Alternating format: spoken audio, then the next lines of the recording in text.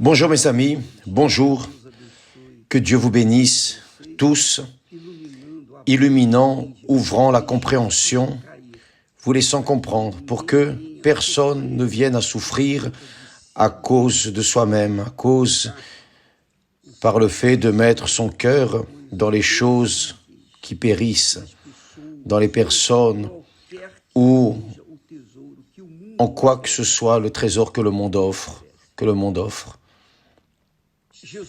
Jésus a dit la chose suivante, faites attention s'il vous plaît.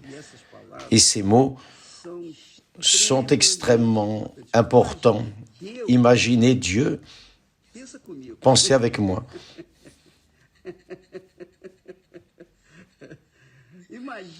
Imaginez Dieu, le Créateur tout-puissant, omniscient, omniprésent, omnipotent, le Créateur,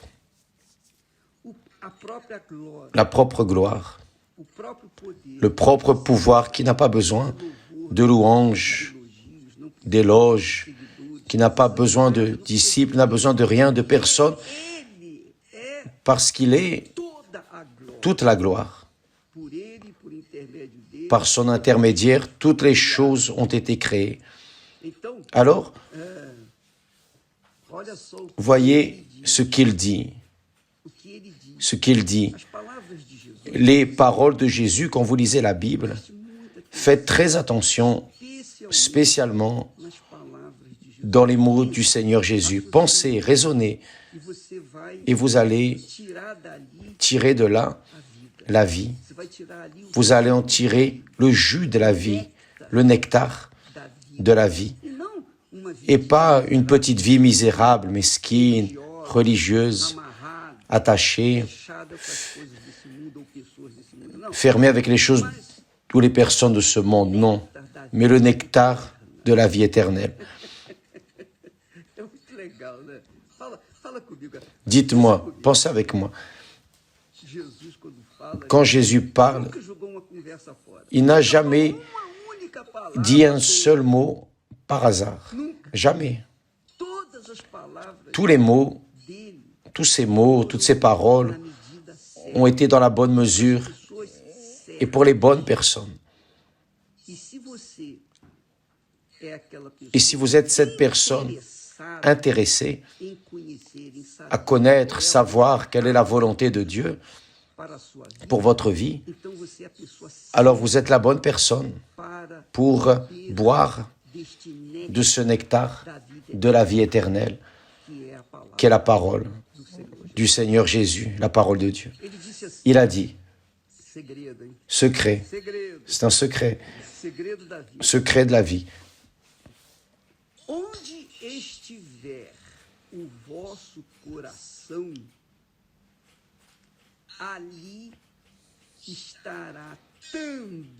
Car là où est ton trésor, excusez-moi, je me suis trompé en lisant. Car là où est ton trésor, qui est le cœur, et c'est dans la tête, ça ne sort pas de ma tête. Je n'arrive pas à m'arrêter de penser au cœur. Parce qu'il est la racine du bien ou du mal. Il est la racine de tout le bien ou de tout le mal. Alors je pense toujours au cœur. Je pense ce que nous pouvons extraire de la parole de Dieu pour que nous puissions extraire le nectar de la vie. Je vais lire de nouveau. Car là où est ton trésor, qu'est-ce que le trésor? Bon, là chacun sait au sujet de son trésor. Le trésor, ça peut être la famille, ça peut être le mari ou l'épouse, les enfants, les parents. Le trésor peut être votre réputation, votre bon nom. Le trésor peut être votre corps, votre image. Vous investissez dans votre image, vous investissez dans votre corps. Vous faites de tout pour présenter aux autres personnes un corps beau, de beaux vêtements. Vous cherchez des vêtements de marque parce que vous voulez montrer, démontrer aux autres personnes, vous voulez prouver aux autres personnes que vous avez de la valeur, c'est-à-dire votre trésor, et où, dans ce cas, votre trésor ou le trésor est dans votre préoccupation avec l'opinion des autres. C'est le grand problème. Vous êtes préoccupé avec l'opinion des autres et à cause de ça, beaucoup de personnes même sortent de la foi, laissent l'Église du Seigneur Jésus, laissent leur communion avec Dieu à cause de l'opinion des autres. Et Jésus dit, car là où est ton trésor, là aussi sera ton cœur. C'est-à-dire le cœur, quand il est dans son vêtement de marque, dans son image, dans sa réputation. Vous savez pourquoi je rigole? Parce que quand je parle en image, réputation,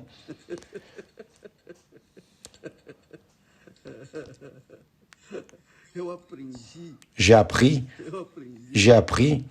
dans la vie, dans ma vie avec Dieu, que image, réputation et les choses de cette nature n'ont aucune valeur. Rien, absolument rien. Mon image est l'image du caca de bœuf. Je n'ai aucune honte, aucun problème de reconnaître que je suis vraiment le caca du cheval du bandit. Pourquoi? Parce que on est un tas de rien. Vous, moi, nous sommes un tas de rien. Peu importe la position que vous occupez, que j'occupe dans cette vie, un jour, ce corps sera pourri, avec des insectes qui vont sortir. Mais cela, peu importe. Le corps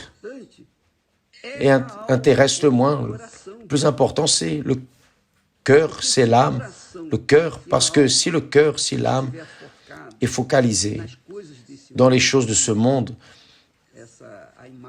comme l'image, les vêtements de marque, le beau nom, si la personne a son âme focalisée dans l'opinion des autres, ce que les autres vont penser, vont dire, etc., elle sera vouée à l'enfer. Pourquoi? Car là où est ton âme, c'est votre cœur, là sera votre trésor, ou là, et votre trésor là aussi sera votre cœur. Et vice-versa, c'est la même chose. Si mon cœur est, si mon trésor sont les choses de ce monde, de cette vie, des opinions des autres, alors mon âme sera vouée à l'enfer. C'est comme nous avons dit, parfois la personne dit, ah, je suis engagé avec tel, je suis engagé avec tel, je suis engagé avec les Corinthiens, je suis avec Flamengo, Botafogo, Vasco. Oh mes amis, quand une personne dit ça, c'est qu'elle est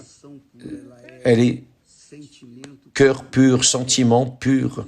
C'est une personne charnelle, c'est une personne perdue, c'est une personne, elle peut être croyante ou incroyante, peu importe, elle est perdue.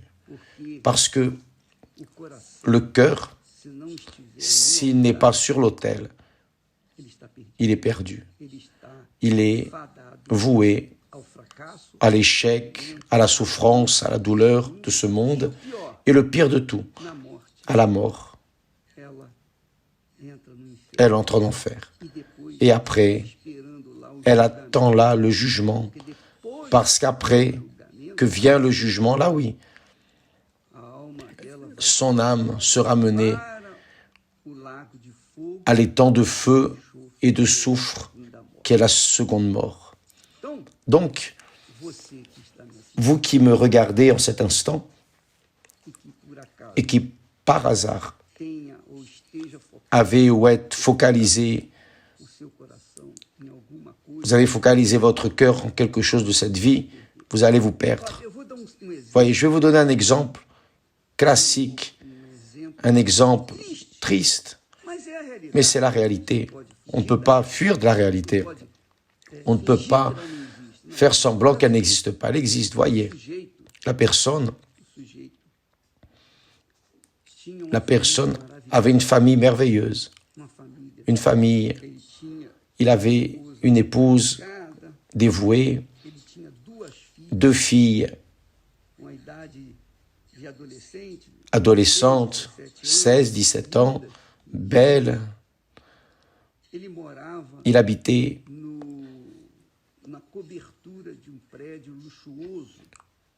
au dernier étage d'un immeuble luxueux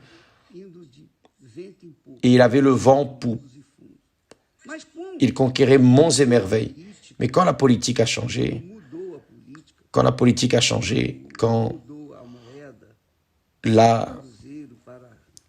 la pièce a changé du Cruzeiro vers le Real, alors il a tout perdu, tout ce qu'il avait. Parce que tous ses investissements, il a perdu l'emploi. La première chose qu'il a perdue, c'est l'emploi. Et son argent est devenu, tous ces millions de dollars se sont transformés en poussière. Parce que tout le dollar s'est dévalorisé et il a perdu beaucoup d'argent. Avec cette perte irréparable, il a vu que sa vie, son ostentation, sa richesse, sa famille, son appartement, face à la mer, tout cela était voué à l'échec. Il allait tout perdre. Vous savez ce qu'il a fait? Parce que son cœur était dans sa famille, ses biens, sa position. Il était un haut fonctionnaire du gouvernement. Enfin, il était une personne respectée. Qu'a-t-il fait? Il a pris l'arme. Les enfants dormaient. Il est allé, il a tiré dans la tête de ses filles. Après, il est allé tuer sa femme. Et après, il s'est lancé du dernier étage. Et il a eu une mort horrible. Pourquoi a-t-il fait cela? Parce que son cœur était dans les choses de ce monde. Si son cœur était sur l'autel, certainement qu'il aurait attendu de l'autel la solution du problème. Il n'aurait pas fait de bêtises. Il n'aurait pas tué les autres et après ne se serait pas tué. Non. Pourquoi? Parce que son cœur serait sur l'autel. Sa richesse serait, dans ce cas, l'autel. Parce que de l'autel vient la provision de nos besoins. Donc, mes amis, les paroles de Jésus ne sont pas pour être apprises par cœur et répétées dans les bons moments. Non, les paroles de Jésus doivent être digérées, mangées tous les jours. Chaque jour, comme chaque jour, nous devons alimenter notre corps, prendre le petit déjeuner, le goûter, le dîner, dormir, se reposer, faire de l'exercice, etc., travailler, lutter. Enfin, nous prenons soin du corps. Mais si nous ne prenons pas soin de l'âme, le corps, tôt ou tard, comme il a une date de péremption, va terminer. Mais l'âme ne meurt pas. Le cœur humain ne meurt pas. Et le cœur, je me réfère non à ce cœur ici qui bat dans notre poitrine, non, mais l'âme, parce que le cœur qui bat dans notre poitrine typifie notre âme. Pensez-y, vous, mes amis, vous qui me regardez en cet instant, qui êtes en train de souffrir. Souffrant pourquoi? Vous souffrez parce que vous avez été trompé, trahi, frustré dans votre relation sentimentale. Et Dieu a permis cela, vous savez pourquoi? Pour que vous mettiez votre tête à sa place, pour que vous mettiez votre cœur, votre âme au bon endroit, qui est l'autel, et que vous restiez dans la dépendance de Dieu. Ça, c'est la foi intelligente. La foi, ce n'est pas aller à l'église. La foi, ce n'est pas pratiquer une certaine religion. La foi, c'est mettre en pratique la parole de Dieu.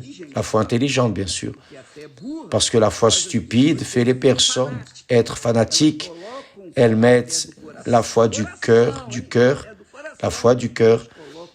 Elles les mettent dans les personnes, elles s'engagent avec les personnes, s'engagent avec leur club, s'engagent avec les artistes. Vous ne voyez pas ces personnes qui restent là. Quand le chanteur va chanter, comment on dit, je ne sais pas comment on dit.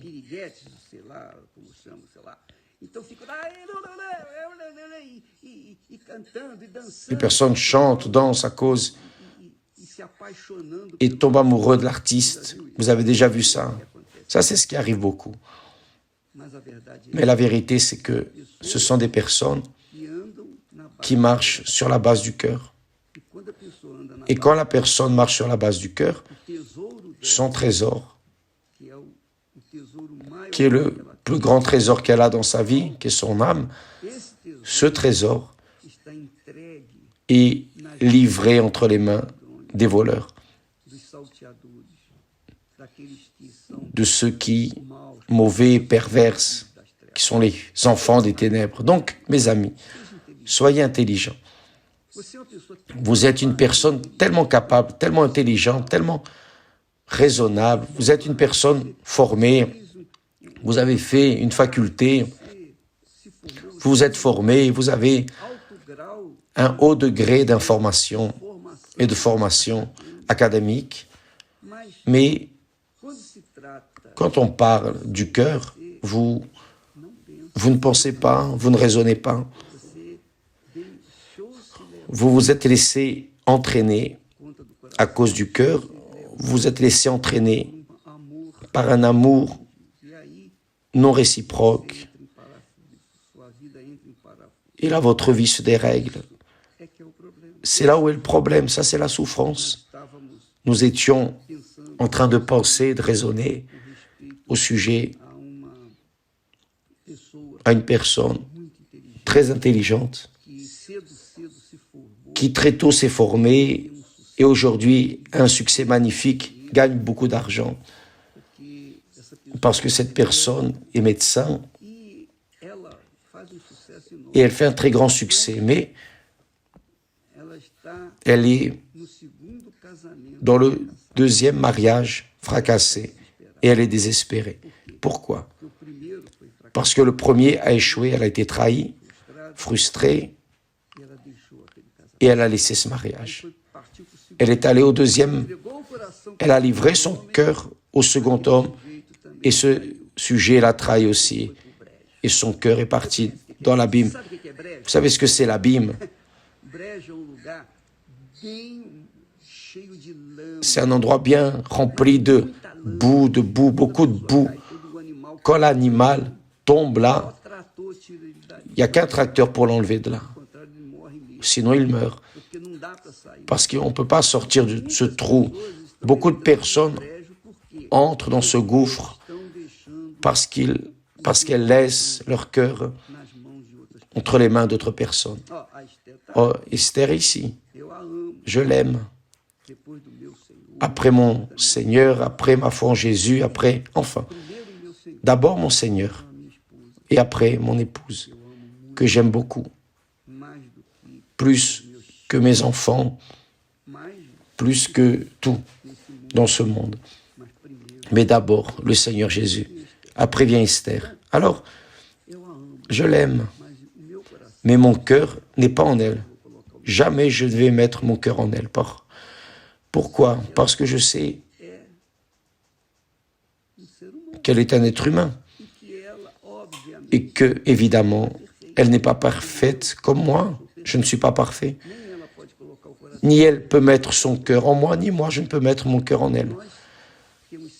Nous avons des sentiments, mais des sentiments dirigés par notre esprit, par notre tête, par notre raisonnement.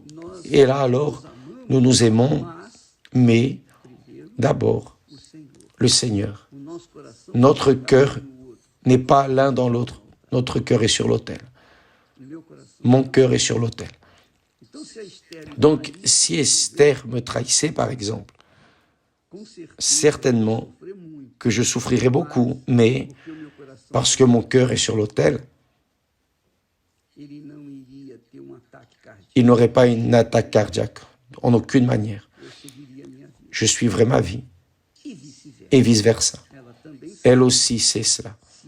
Si par hasard je la trahissais, elle ne mourrait pas non plus d'une crise cardiaque, elle ne se tuerait pas en aucune manière, parce que son cœur est sur l'autel. D'ailleurs, nous ne nous serions pas mariés si nos cœurs n'étaient pas sur l'autel. Notre cœur est sur l'autel, et c'est pour cela que nous avons fait 50 années de mariage, parce que son cœur, comme le mien, sont sur l'autel, engagés avec l'autel.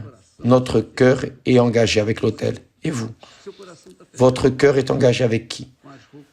Avec les vêtements de marque, votre image, avec votre réputation, votre mari, votre épouse, vos enfants, vos parents. Si vous avez votre cœur engagé avec votre enfant, que votre enfant meurt, parce que cela est aussi possible, alors votre cœur meurt avec lui. Attendez, ce n'était pas correct, ce n'était pas juste. Notre cœur n'a pas été fait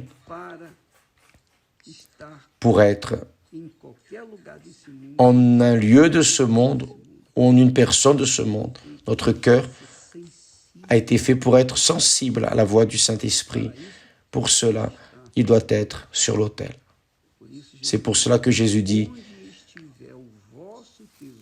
car là où est votre trésor, si votre trésor est sur l'autel, vous êtes sûr, ferme, vous pouvez être sûr, vous allez exploser. Maintenant, s'il n'est pas sur l'autel, mes amis, vous allez vous exploser. C'est une conséquence naturelle. Vous plantez, vous moissonnez ce que vous avez planté. Si votre trésor est sur l'autel, là sera votre cœur. Si votre cœur est sur l'autel, là sera votre trésor aussi. Votre trésor. Comprenez cela. Les paroles de Jésus sont parfaites, sont un nectar de la vie éternelle. Que Dieu vous bénisse tous. D'ailleurs, avant de partir, n'oubliez pas que ce mercredi ici au temple, nous serons en train de parler, mais focalisant l'intelligence de la foi. Nous parlons beaucoup de la foi intelligente, n'est-ce pas? Mais ce mercredi, nous parlerons sur Brit Mila. Brit Mila, qui veut dire alliance avec la parole. Alliance avec la parole. Ou ce mot aussi que les personnes ont déjà compris, qu'elles ont compris. Inéni, me voici Seigneur. Alors ce mercredi, nous serons en train de parler de ce sujet qui va ouvrir la compréhension de beaucoup de personnes qui n'ont pas encore compris le secret de ce que veut dire être avec son cœur engagé avec l'autel. D'accord? Que Dieu vous bénisse et à demain au nom du Seigneur Jésus. Amen.